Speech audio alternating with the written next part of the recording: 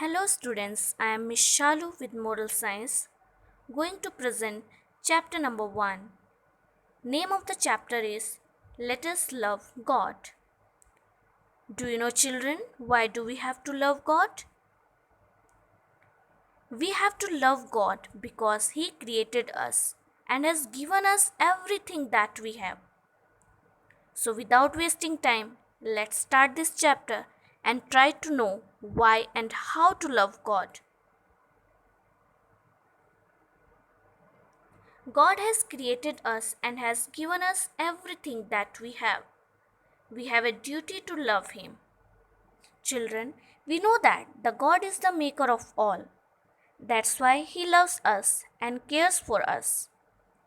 As our parents loves us and we love our parents, same way we have a duty to love Him.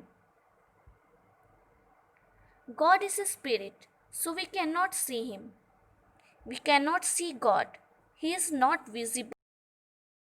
Believe that there is God. So now there is a question. How can we then love Him? Because God is a spirit and we cannot see Him, then how can we love Him? There are some ways people used to show their love. Some people show their love for God by praying to Him and by thanking Him for everything.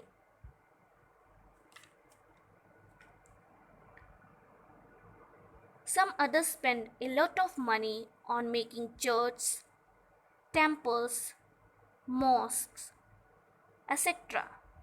Some may go to visit holy places. People show their love to God by making and visiting the holy places. There are some people who give up the pleasures of life and live as sadhus, monks, or nuns. Some people leave their house and become sadhus, monk, or nuns. They spend their full life in God. There are all different way of loving God.